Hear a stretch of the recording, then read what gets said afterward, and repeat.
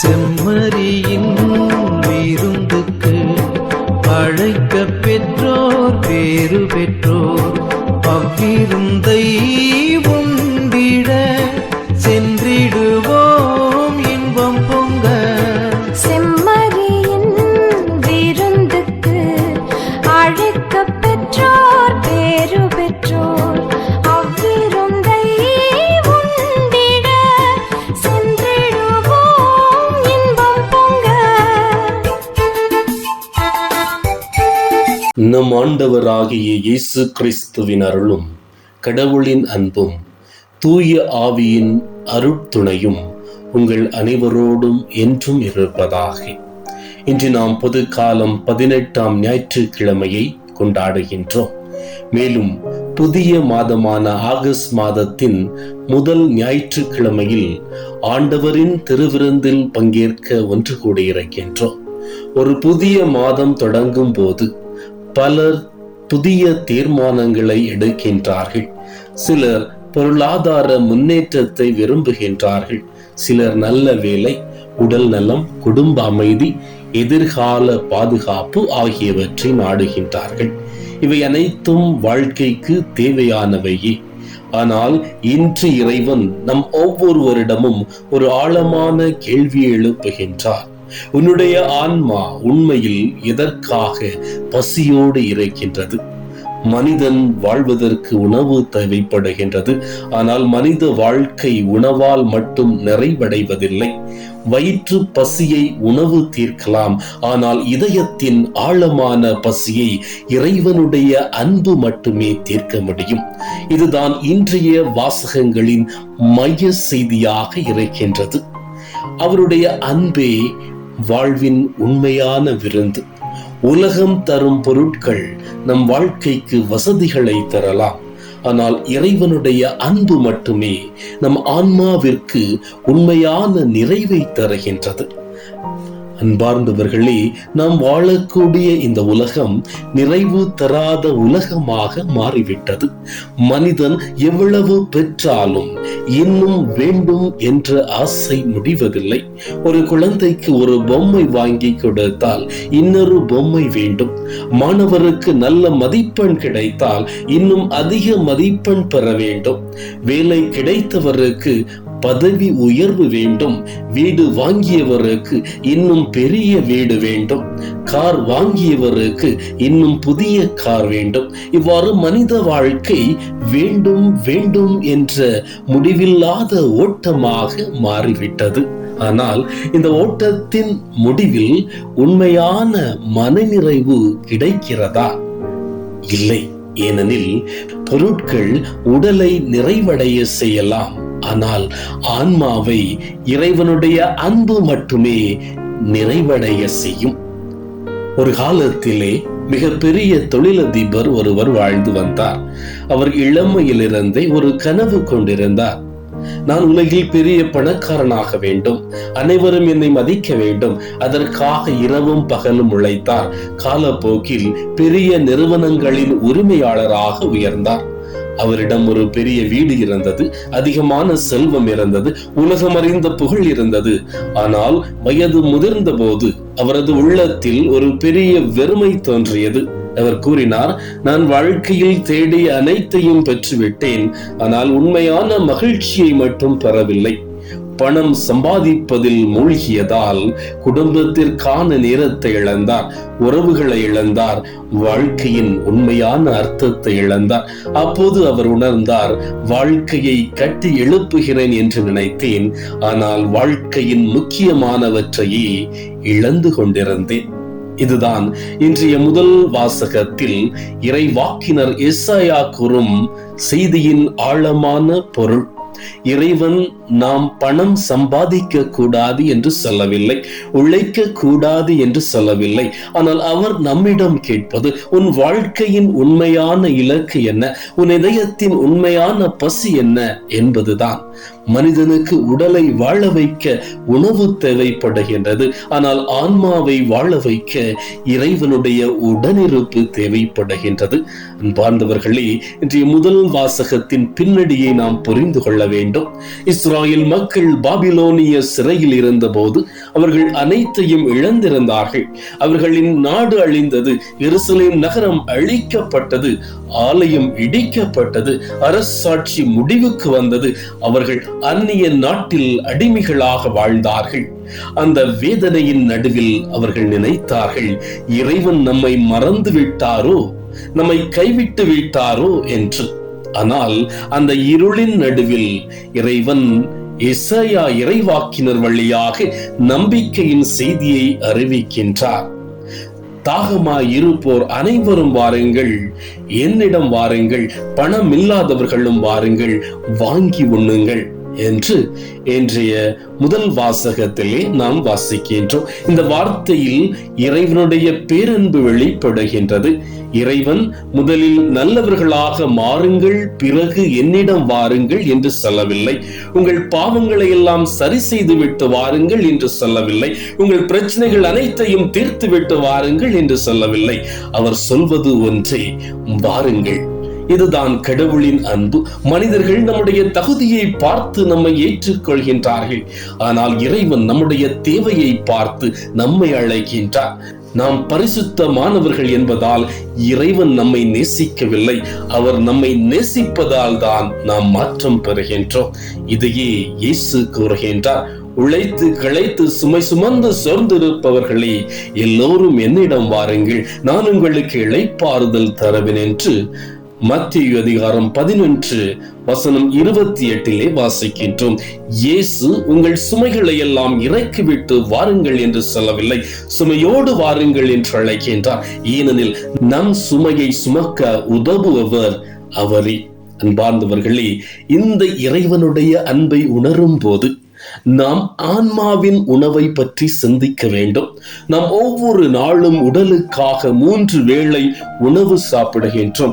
காலை எழுந்தவுடன் இன்று என்ன சாப்பிட போகின்றோம் என்று சிந்திக்கின்றோம். மதிய நேரம் வந்தவுடன் பசி எடுக்கின்றது. இரவு உணவு இல்லாமல் படுக்க சென்றால் உடல் சோர்வடைகின்றது.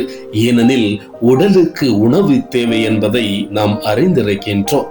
ஆனால் ஒரு முக்கியமான கேள்வி, உடலுக்கு பசி இருப்பதை உணரும் நாம் ஆன்மாவுக்கு பசி இருப்பதை நாம் உணர்கின்றோமா? உடல் ஒரு நாள் உணவு இல்லாமல் இருந்தால் பலவீனம் அடைகின்றது. அதுபோல ஆன்மா இறை வார்த்தை இல்லாமல் இருந்தால் நம்பிக்கையில் பலவீனம் அடைகிறது. உடல் உணவு இல்லாமல் மெலிந்து போவது போல இறைவனோடு உறவு இல்லாத ஆன்மாவும் மெதுவாக வறண்டு போகின்றது. வெளியில் நாம் சிரித்தாலும் உள்ளத்தில் அமைதி இல்லாமல், அன்பு இல்லாமல், நம்பிக்கை இல்லாமல் வாழும் நிலை உருவாகின்றது.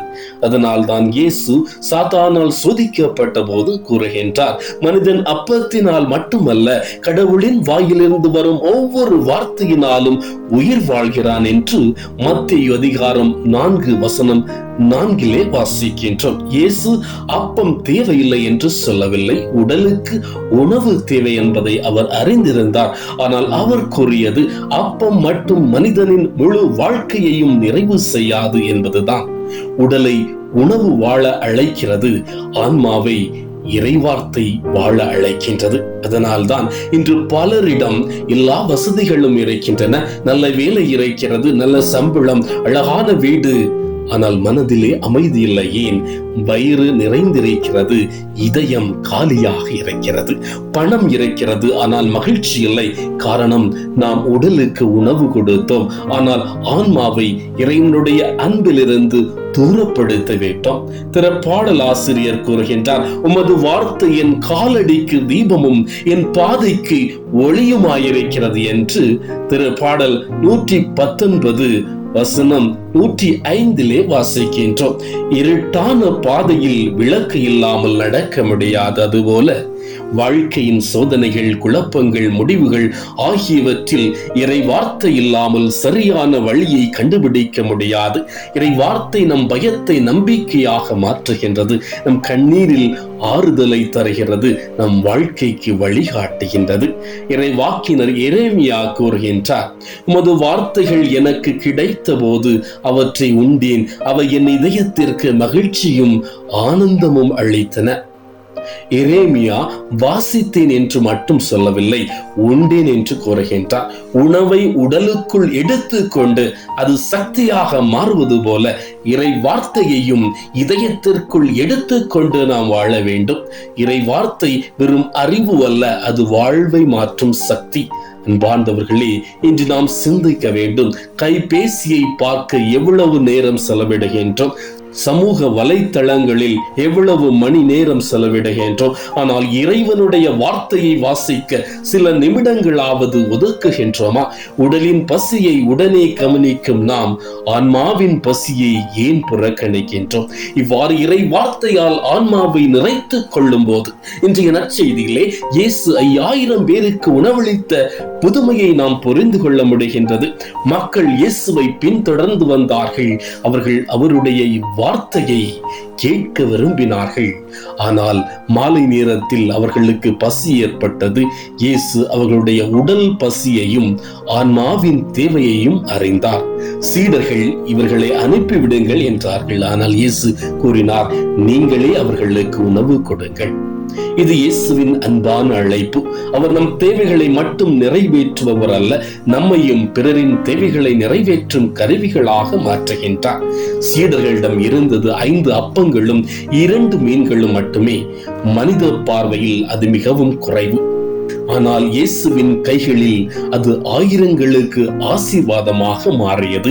இதுதான் இறைவனுடைய செயல். நாம் சிறியதை கொடுத்தாலும் இறைவன் அதை பெரிதாக்குவார். நம் வாழ்க்கையிலும் பல நேரங்களிலே நாம் சொல்வோம், என்னிடம் என்ன இருக்கின்றது, நான் என்ன செய்ய முடியும்? ஆனால் இயேசு கேட்பது நம்மிடம் எவ்வளவு இருக்கிறது என்பது அல்ல, நம்மிடம் இருப்பதை அன்போடு அவரிடம் கொடுக்கின்றோமா என்பதுதான். இன்றைய உலகத்திலே பலர் உணவிற்காக மட்டும் பசியோடு இல்லை, அன்பிற்காக பசியோடு இருக்கின்றார்கள், கவனத்திற்காக ஏங்குகின்றார்கள், மன்னிப்புக்காக காத்திருக்கின்றார்கள், ஒரு அன்பான வார்த்தைக்காக ஏங்குகின்றார்கள். ஆக இயேசு நம்மிடம் இன்று கூறுகின்றார், நீங்களே அவர்களுக்கு உணவு கொடுங்கள். இந்த உணவு வெறும் அப்பம் அல்ல, இது அன்பின் உணவு, மன்னிப்பின் உணவு, நம்பிக்கையின் உணவு, ஆறுதலின் உணவு. இறுதியாக இந்த புதுமை நமக்கு நற்கருணையின் ஆழமான மறையுண்மையை நினைவூட்டுகின்றது.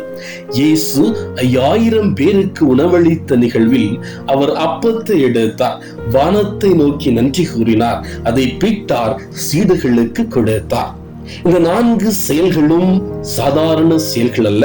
இவை ஒவ்வொரு திருப்பலியிலும் நடைபெறும் நற்கருணை கொண்டாட்டத்தின் அடையாளங்களாக இருக்கின்றன. இயேசு அப்பத்தை எடுத்தது போல திருப்பலியில் நாம் கொண்டு வரும் சாதாரண அப்பமும் திராட்சை ரசமும் இறைவனின் கரங்களில் ஒப்படைக்கப்படுகின்றன.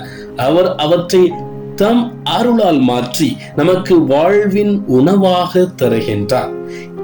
இயேசு அப்பத்தை பிட்டார் என்பது அவர் தம்மையே நமக்காக உடைத்து கொடுத்த அன்பை வெளிப்படுத்துகின்றது. சிலுவையில் அவர் தம் உடலை நமக்காக கொடுத்தார், அவரது இரத்தத்தை நமக்காக சிந்தினார். ஆக நற்கருணை என்பது வெறும் நினைவு சடங்கு அல்ல, அது நம்மை நேசித்த இறைவனின் முழுமையான அன்பின் வெளிப்பாடு. ஒவ்வொரு திருப்பலியிலும் நாம் கல்வாரி பலியை நினைவு கூறுகின்றோம். சிலுவையில் தம்மையே அர்ப்பணித்த அந்த இயேசு இன்று நற்கருணையில் நம்மிடையே உயிரோடு இருக்கின்றார். அன்பார்ந்தவர்களே, 5000 பேருக்கு இயேசு கொடுத்த உணவு அவர்களின் உடல் பசியை தீர்த்தது. ஆனால் நற்கருணையில் இயேசு தரும் உணவு நமது ஆன்மாவின் ஆழமான பசியை தீர்க்கின்றது. உலகத்தின் உணவு சில மணி நேரத்திற்கு நம்மை நிறைவு செய்யும். ஆனால் நற்கருணையிலே பெரும் கிறிஸ்து நாம் முழு வாழ்க்கைக்கும் வலிமை தருகின்றார். நம்முடைய துன்பங்களிலே ஆறுதலாகவும், சோதனைகளில் துணையாகவும், பலவீனங்களில் சக்தியாகவும் அவர் நம்மோடு இருக்கின்றார். நற்கருணையில் நாம் பெறுவது சாதாரண அப்பம் அல்ல, அன்பாக மாறிய இயேசுவையே பெறுகின்றோம். நாம் நற்கருணையை பெறும்போது இயேசு நம் உடலுக்குள் மட்டும் வருவதில்லை, அவர் நம் இதயத்திற்குள் வந்து நம்முடைய வாழ்க்கையை மாற்ற விரும்புகின்றார். நம்முடைய காயங்களை குணப்படுத்தவும், நம்முடைய பயங்களை நீக்கவும், நம்முடைய இதயத்தை அன்பால் நிரப்பவும் அவர் வருகின்றார். இயேசு 5000 பேருக்கு உணவளித்த போது மக்கள் வெறும் வயிற்று நிறைவுடன் மட்டும் திரும்பவில்லை, அவர்கள் இறைவனுடைய இரக்கத்தை அனுபவித்தார்கள்.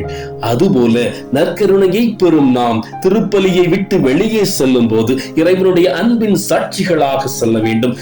நற்கருணை நம்மை சுயநலம் உள்ளவர்களாக அல்ல, பகிர்ந்து கொள்பவர்களாக மாற்ற வேண்டும். இயேசு தம்மையே நமக்கு கொடுத்தது போல நாமும் நம் நேரம், அன்பு, மன்னிப்பு, உதவி ஆகியவற்றை பிறரோடு பகிர அழைக்கப்படுகின்றோம். ஒரு தாய் தன் குழந்தைக்கு உணவு கொடுக்கும் போது தன்னுடைய அன்பையும் சேர்த்து கொடுக்கின்றாள். அதுபோல இயேசு நமக்கு நற்கருணையை தரும் போது ஒரு பொருளை மட்டும் தருவதில்லை, தம்மையே முழுமையாக தருகின்றார். அதனால்தான் நற்கருணை கிறிஸ்தவ வாழ்வின் மையமாக இருக்கின்றது. நற்கருணை இல்லாமல் கிறிஸ்தவ வாழ்க்கை வேறில்லாத மரம் போன்றது. அன்பார்ந்தவர்களே, ஒவ்வொரு முறையும் திருப்பலியில் நற்கருணையை பெறும்போது நாம் நினைவு கொள்ள வேண்டும், ஆண்டவரே, நான் உம்மை உண்கிறேன், ஆனால் உண்மையில் நீரே என்னை மாற்றி உமது அன்பின் கருவியாக மாற்றுகிறேன். நற்கருணையால் நிறைந்த வாழ்க்கை பிறருக்கு அன்பை வழங்கும் வாழ்க்கையாக மாற வேண்டும். அன்பார்ந்தவர்களே, 5000 பேருக்கு உணவளித்த இயேசுவே இன்று நம் ஒவ்வொருவருக்கும் அழைப்பு விடுக்கின்றார். வாருங்கள், என் அன்பின் விருந்தில் சேருங்கள். உலகம் தரும் உணவு உடலின் பசியை தீர்க்கும், ஆனால் இயேசு தரும் வாழ்வின் அப்பம் நம் ஆன்மாவின் பசியை தீர்க்கும். பேரன்பு மிக்க கடவுளை உணர்ந்திடுவோம். நற்கருணையில் நம்மை நிறைக்கும் அவருடைய அன்பே வாழ்வின் உண்மையான விருந்து என்பதை நம் வாழ்வால் சாட்சியாக அறிவிப்போம். கடவுள் உங்கள் அனைவரையும் நிறைவாக ஆசீர்வதிப்பாராக.